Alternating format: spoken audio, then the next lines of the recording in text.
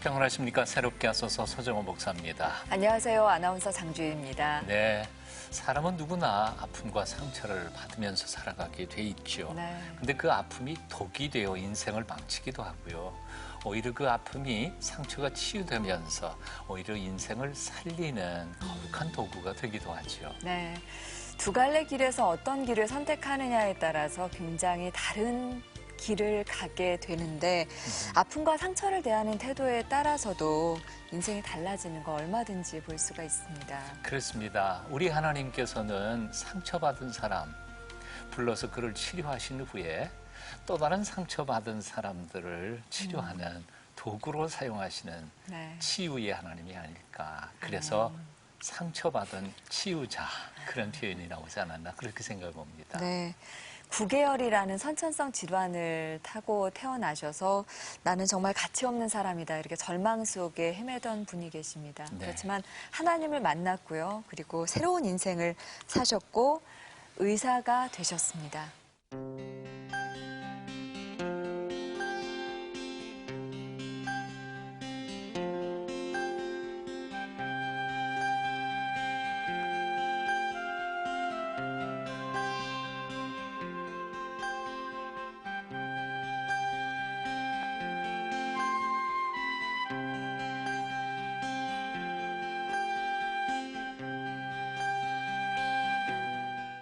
외국인 노동자 전용 의원 공보위로 지금 활동하고 계시는 이기병 집사님을 오늘 이 자리에 모셨습니다. 어서 오세요. 반갑습니다. 반갑습니다. 반갑습니다. 네. 공보이면 군인 신분이네요. 예, 맞습니다. 2011년도 4월 달부터 내년 4월까지 3년간 복무하게 되어 있고요. 네. 원래 군의관 아니면 공중보건 의사로 가게 되는데 보통 저는 공중보건 의사고요. 보통 보건소에서 일을 하는데 저처럼 이제 의료 사각지대를 향해서 좀 파견받는 그런 의사들도 있습니다. 네. 그 외국인 노동자들 대상으로. 예, 맞습니다. 많은 분들이 오세요. 네, 이제 저희 병원 위치가 이제 그 구로 가리봉동 쪽이다 보니까 중국 동포들 위시해서 좀 한 10개국, 10개국에서 환자들이 오고 있는 편입니다. 하루에 환자를 몇 분이나 보세요? 제가 한 적게 볼 때 한 30명 정도 보고요. 많이 보면 한 60명 정도. 60명? 네, 아, 하루에 8시간 근무 아니에요? 맞습니다. 그러면 도시예요. 와. 진짜 고된 일이시네요. 예, 쉬운 자리는 아닌 네. 것 같습니다. 근데 저는 가끔 아파서 이제 병원에 가게 되면 의사 선생님들이 저야 잠깐이지만 하루 종일 그 그렇죠. 환자를 보시겠구나 이렇게 생각하면 야, 의사라는 직업도 굉장히 힘든 직업이구나 이렇게 생각이 돼요. 의사라는 직업을 원래 원하셨어요? 꿈을 꾸셨어요? 아, 예, 제가 그 의사라는 직업을 처음 이제 원하게 됐던 때가 고등학교 1학년 때였습니다. 당시에 이제 폐결핵이라고 하는 병을 얻게 돼서요. 그 병으로 처음에 제가 한 2달 정도 기침을 했는데 감기인 줄 알고 감기약만 먹다가 이제 정말 안 되겠다, 이제 병원에 가봐야겠다 생각해서 갔더니 그날 결핵 판정을 받고 그날 저녁에 돌아와서 제가 피를 쏟았습니다. 아이고. 객혈을 한 1리터 정도. 아이고. 이렇게 죽는구나 생각하고 병원에 응급실로 갔는데 폐결핵의 이제 안쪽에 공동이 형성이 돼서 거기서 이제 피가 났다고 얘기하고 한 달 정도 입원하면서 병원에서 이제 입원해 있었습니다. 네, 고등학교 1학년 때 이제 막연하게 삶의 의욕도 없고 제가 이제 어떤 꿈을 꿔야 될지 잘 몰랐을 때 입원해 있는 동안에 이제 제가 조금 의사라는 직업이 그래도 다른 사람들의 질병으로부터 좀 자유롭게 해줄 수 있는 직업이겠구나 라고 생각하면서 막연하게 꿈을 꾸게 됐습니다. 아, 그렇군요. 사실 폐결핵 요즘에는 조금 는다고 그래요. 네. 그렇지만 한동안 우리 대한민국에서는 사라진 그러게요. 병이었다고 얘기를 들었는데 보통은 뭐 영양이 부족하든지 이런 것 때문인데 어떻게 폐결핵에 걸리셨어요? 제가 선천성 구개열 구개순이라고 하는 병을 가지고 태어났습니다. 흔히들 원청이라고 알고 계신 거예요. 네. 제가 태어나서 한 3차례 정도의 수술을 겪어야 했고요. 이제 네, 완벽하진 않죠. 그리고 이제 언어를 저는 배워야 했습니다. 한 6살 때부터 한 8살, 9살 때까지 언어 치료를 따로 받으면서 네. 구강 구조가 남들과 다르기 때문에 언어를 하는 방법을 좀 다르게 배워야 되는 거죠. 아, 네. 그러면서 이제 조금 제가 남들과 다르다는 걸 인식하게 되고, 왜 어린아이들은 좀 놀리는 걸 좋아하잖아요. 그렇죠. 당하는 주는 편이었고, 그래서 이제 쟤는 말을 이상하게 한다, 뭐 외계인 같다, 뭐 이런 얘기를 들으면서 자랐는데, 그게 어린 마음에 좀 상처가 됐던 것 같아요. 이 자존감이 많이 좀 무너지고 낮아지는 과정에서 성장을 했고, 부모님이 저를 많이 사랑해 주셨는데, 제가 외아들이었거든요. 사랑해 주셨는데도 불구하고 조금 상처받은 마음이 자라서, 결국에는 낮은 자존감의 모습이 여러 형태로 드러나는 것 같은데요. 당시 이제 중학교, 고등학교 성장기를 보내던 저는 좀 이렇게 자신을 꾸밀 줄 모르고 잘 안 씻고 다니고요. 그리고 먹는 것도 잘 부실하게 먹고 그때 고등학교 1학년 때 폐결핵 걸리기 얼마 전까지 제가 한 2달간 라면을 주식으로 먹었던 것 같아요. 부모님 맞벌이 하는 중이셨고 제가 이제 야간 자율학습 타임까지 있으니까 점심 저녁 계속 라면 먹고 있는 걸 어머니 아버지 모르셨고 저는 그냥 밥 먹었다고 거짓말하고 다니고 그러다가 몸이 좀 약해지고 이런 걸 몰랐죠. 그래서 자기를 돌보지 않았군요. 그렇죠. 예. 지금에 와서야 이제 제가 그게 낮은 자존감 때문이었다라고 이제 알게 된 것 같습니다. 완전히 자기 자신을 뭐 거의 포기하다시피 내버리고. 예. 근데 그걸 어떻게 회복했어요? 고등학교 2학년 때 이제 지금 폐결핵에서 가까스로 회복되고 나서 제 친한 친구가 교회를 가자고 했습니다. 보통 이제 그 나이 때 남자애들이 교회 가는 이유는 이쁜 애들이 많다 가게 됩니다. 네. 그래서 저도 그 얘기를 듣고 가서 이제 교회를 출석하기 시작했는데 처음에는 그냥 막연하고 그냥 뭐 좀 새로워서 가다가 나중에는 예배에 늦든 아니면 뭐 그냥 뒤에서 말씀도 안 듣고 혼자 딴청을 피든지 간에 교회에 그냥 있는 게 좋은 거예요. 제가 마음이 이상하게 평안하고 교회 가는 게 좋았습니다. 그러다가 고2 말에 이제 제가 다니는 교회 서동교회에서 이제 그 고등부 수련회에 가게 됐습니다. 그 자리가 이제 처음 가는 수련이니까 제 친구가 또 이제 가면 재밌다 이런 얘기해서 갔는데 낮 동안에 재밌는 프로그램이 끝나고 이제 밤에 집회가 시작이 됐어요. 근데 은혜스러운 말씀이 흘러나오는 것 같더니 갑자기 이제 기도를 하는데 저는 그때 통성기도라는 걸 처음 경험했거든요. 무서웠습니다. 네, 도망가야겠다. 솔직하세요. 네, 강심자 집단 같고 도망가야겠다라고 생각을 해서 화장실로 숨었다가 친구한테 잡혀서 다시 끌려 나오고 내가 잘못 왔구나. 네, 그러셨구나. 네, 이 산에서 내려가야겠다라고 생각하면서 한 이틀 정도 있다가 예. 마지막 날에 저를 계속 잡는 친구와 그리고 제 앞에서 울고 있는 저를 위해서 울면서 기도하는 그 선배들 친구들의 모습을 보면서 마지막 날 예배 이제 마지막 밤을 앞두고 이제 내일이면 해방이다 생각하다가 그 마지막 집회를 앞두고는 좀 이런 생각이 드는 거예요. 왜 저들은 기도하고 저들은 하나님하고 뭔가 소통하는 것 같은데 나는 왜 못할까? 왜 저들은 나를 위해서 울까? 이런 생각을 하게 됐어요. 그날 처음으로 예배를 좀 집중해서 말씀을 듣고 드렸던 것 같아요.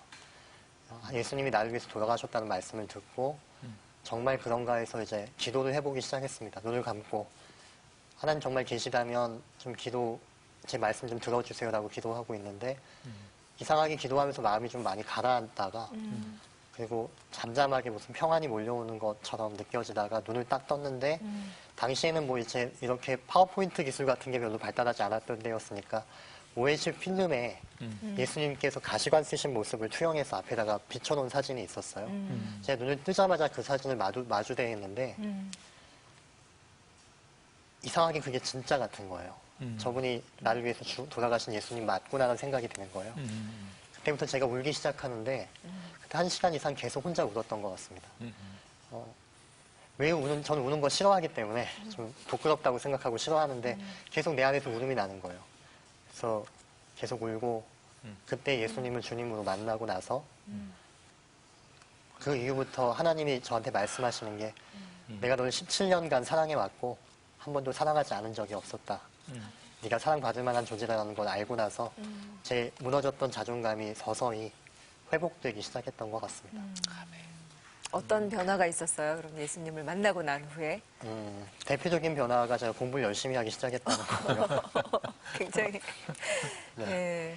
그 공부를 왜 열심히 해야 되는지 잘 몰랐습니다. 잘 몰랐고 특별히 되고 싶은 것도 없었고 저는 이제 불리한 인생이라고 생각하고 있었고 근데 이제 예수님을 알고 나서 이제 제가 막연하게 의사가 되고 싶다는 생각이 이제 의료적인 사명을 가지면 좋겠다.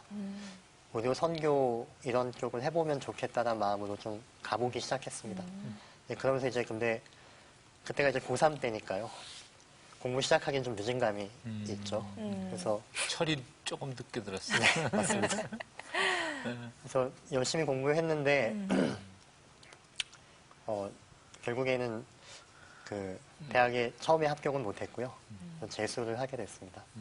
그러고 나서 이제 그때 공부하는 것도 변화였지만 이제 친구들한테도 제 친구들한테 제가 약속을 하면 잘 안 지키는 아이로 유명했습니다. 왜냐하면 제가 저랑 약속하는 거는 나 같은 사람은 이런 약속을 안 지켜도 쟤들이 아무렇지도 않을 거야라고 생각했던 것 같아요. 역시 제 낮은 자존감 때문이었던 것 같고요. 근데 예수님을 알고 나서 이런 게 많이 바뀌었습니다. 저는 약속을 지켜야 될 사람이고 저는 가치 있는 사람이기 때문에 아멘. 예수님을 그래서- 사랑하시니까. 네, 나는 그런 존재니까, 그죠? 예, 맞습니다. 그래서 많이 그런 점이 많이 바뀌었고요. 제 삶의 태도가 긍정적이고 좀 밝게 바뀌었던 것 같습니다. 이후부터. 그 재수하던 때 많이 힘드셨다면서요? 예, 재수하면서 사실은 제가 예수 믿고 얼마 안 돼서부터 그런 일이 있었던 거죠. 저희 어머니가 사업을 하셨고 아버지는 공무원이셨습니다. 근데 어머님이 하시던 사업에서 이제 동업하시던 분이 어머니께 부도난 공장을 인수하게끔 만들고 도망간 거예요. 사기를 치고.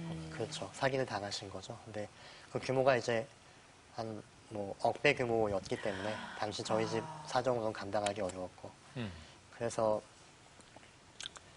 결국에는 어머니 아버지는 법적으로 이혼하셔야 됐고요. 두 분이 서로 사랑하셨지만 어머니는 빚이 아버지 쪽으로 넘어가기 때문에 그렇지. 예, 분채 때문에 어쩔 수 없이 이혼하셨고 그다음에 어머니께서는 도망 다니셔야 됐어요. 그냥 바로 저희 집 생계 때문에 또 바로 경찰에 자수할 수도 없고 그래서 이제 도망 다니시면서 이제 야식집 장사하시고 이런 일을 하셨고요. 아버지는 봉급을 반 차압당하시면서 공무원으로 계속 좀 평생 처음 당하시는 그런 수치였다고 하시더라고요. 깨끗하게 사셨던 분인데 그래서 그런 일을 당하고 저는 그 공부를 이제 하는데 그 재수를 하면 이제 보통 학원에 다니잖아요. 근데 학원에 갈 돈이 없어서 그렇지. 예 그래서 부모님께서도 어머니 아버지께서도 학원에 못 보내줘서 미안하다는 말씀을 또 하셨어요. 도서관에 다니면서 공부를 했습니다. 오. 그래서 그리고 이제 공부하는 과정 중에 이제 제가 여러 군데 아프기도 했고요. 예, 당시에는 제가 하루에 한 16시간 정도 공부 앉아서 했던 것 같아요. 네, 그렇게 지금 와서 아는 사실이지만 그렇게 많이 앉아 있으면 골반 안쪽이 붓습니다. 그렇겠지. 네, 그래서 거기 염증이 생겨요. 골반염 때문에 나중에는 앉지 못하고 공부를 해야 됐습니다. 아이고. 그리고 제가 계속 스트레스나 이런 거에 좀 민감했던 편이어서 장염이나 이런 걸 자주 걸려서 잘 못 먹기도 했고요. 제일 힘들었던 거는 제가 선천성 구개열 구개순이 보통 이를 잘 닦아도 위턱이 워낙 작기 때문에 잘 썩습니다, 이빨이. 아하. 치아가 잘 썩게 되면 치과에 가야 되는데 당시 치과에 갈 그 돈이 없으니까. 돈이 없었던 거예요. 비보험 영역이 많고 또 그래서요. 그래서 그때 돈이 없어서 병원에 못 가보기도 하고 그런 삶을 좀 경험했었습니다. 그렇게 어려운 중에도 하나님께서 은혜로 여러 가지 도와주셨던 감사한 일들도 있으셨다면서요. 예. 저희 제가 있던 월세방, 아버지랑 함께 살았던 월세방의 주인집이 이제 교회 권사님이셨어요. 근데 이분이 제 딱한 사정을 좀 아시고, 제 사정을 알고, 그 권사님 아들이 이제 저보다 한 학년 아래, 예, 그 친구가 이제 예체능 쪽을 전공을 했었는데, 저한테 과외를 맡기신 거예요. 영어, 수학을 좀 가르쳐 달라고. 보통 재수생한테는 과외를 잘 맡기지 않잖아요. 근데 이건 아마 제게 용돈을 주시려고 권사님이 그런 마음으로 저한테 그렇게 허락하셨던 것 같아요. 그 돈으로, 그 받은 금액으로 제가 참고서도 사고 공부할 수 있는 여건을 조금 도움이 되게끔 하나님 그렇게 인도해 주셨습니다. 아멘. 그렇게 어려운 때에 기도 중에서 하나님이 응답해 주신 기도 중에 가장 감사한 기도 응답이 있었다면서요. 제가 의과대학에 갈 성적이 안 됐었거든요. 현역 때, 그러니까 재수하기 전에 수능 점수에서는 80점 만점의 수학 점수가 이제 한 41점 정도, 반타작을 겨우 넘은 정도여서 그 정도는 어떻게 해도 의대를 못 가는 점수였던 거죠. 그러니까 재수할 때 그걸 이제 다시 공부를 해야 되는 거기 때문에 그 과정을 거치고 이제 서서히 재수하는 동안에 근데 놀랍게도 성적이 올라갔어요. 학원도 안 다니고 했는데도 가르쳐 주는 사람 없는데 재수한데 혼자서. 성적 오르기 어렵다 네. 그러는데. 그게 말입니다. 예. 그래서 하나님 은혜로 성적이 올라가고 아버지께 근데 그래도 가장 좋은 점수를 받은 성적표도 의대 갈 성적이 전혀 안 되는 거예요. 근데 그 성적표를 제가 아버지께 보여드리면서 제 그때 마음의 소원이 아버지가 교회 가셨으면 좋겠다였던 거였었는데요. 아버님이 책도 많이 읽으신 분이고 제가 지금도 존경합니다. 네. 한 50년간 신앙생활 안 해오셨던 분인데 녹록하지 않으시죠. 근데 제가 의대 가면 혹시 아버지 교회 가실 겁니까? 그랬더니 아버지가 제 손을 꼭 잡으시면서 네. 안심하셨던 거죠. 설마 얘가 의대를. 근데 가겠다라고 약속을 네. 하셨어요. 네. 그래서 그리고 나서 이제 제가 의과대학에 특차로 합격하고 나서 빨리 합격했기 때문에 빨리 교회를 가시게 됐고 와. 또 한 가지 또 감사했던 사연은 저희 어머니가 제가 수능 얼마 전에 이제 암 선고를 받는 일이 좀 있었어요. 세상에. 근데 이게 나중에는 양성 종양으로 판정돼서 끝났지만 그게 이제 수능이 끝나고 나서 그때쯤에서 이제 하나님께서 한 번에 주신 결과였습니다. 기도했었는데 감사한 일입니다. 근데 정말 예민하고 공부만 해도 힘이 들 그때에 어머니 도피 생활 하시고 암 진단까지 또 받으시고 참고서 살 만한 돈도 없고 하나님, 제가 하나님 믿고 이렇게 은혜 받았는데 하나님께서 이렇게 갑자기 고난을 주시니까 서운한 마음, 섭섭한 마음도 좀 드셨을 것 같아요. 섭섭했습니다. 네. 섭섭했고요. 그때 제가 하나님 앞에 예배를 되게 사모하는 마음이 있었어요. 네, 당시에 제가 저처럼 이제 예수님을 늦게 믿는 사람들이 뜨거워질 때 그렇듯 이제 예배를 많이 드렸거든요. 이제 주일 같은 경우는 새벽 예배 드리고 그다음에 저희는 재수할 때는 거의 매일 새벽 예배를 지켰으니까요. 새벽 예배 드리고 제가 1학년부 아이들 교사였으니까 교사도 또 예배 드리고 대예배 드리고 청년 예배 드리고 저녁 예배 드리고 집에 갔으니까요. 그 사이사이에 이제 도서관 가서 공부하고요. 그리고 금요 철야 예배 좋아했고요. 예, 그리고 공부는 언제 해 그래? 근데 성적은 나머지 시간, 올랐다면서요? 예, 그렇습니다. 그렇게 예배를 사모하는 가운데 근데 하나님께 지켰다라는 그런 자부심 같은 게 좀 있었어요. 토요일은 한양대 병원에 의료 봉사는 아니었지만 찬양 봉사를 갔었습니다. 저는 그게 제 시작이라고 생각했거든요. 그래서 가서 그런 걸 계속 지켜오면서 하나님께 그렇게 지켰고 제가 열심히 공부했고 아버지 전도하고 싶었고 이런 상황이 계속 하는데 저는 아프고 여기저기가 많이 아프고 공부는 앉아서도 못하겠고 병원에 갈 돈이 없고 그리고 어머니는 이제 그때 암 선고를 받았을 때 그 타이밍이었는데 제가 마음이 많이 무너지는 거예요. 제가 하나님 앞에 많이 지키고 하나님 앞에 정말 예배 드리려고 애썼는데 왜 제게 이러십니까? 근데 제가 예배를 너무 좋아했다고 했잖아요. 근데 그때 저를 초등학교 때 처음 전도했던 친구에게서 지금은 카이스트 마치고 대학병원에 있는 친구인데요. 그 친구가 전화 연락을 저한테 해와서 너 재수한다는 소식 들었는데 우리 교회가 오늘 뭐 수험생을 위한 예배가 있어서 너를 좀 초청하고 싶은 마음이 들었다라고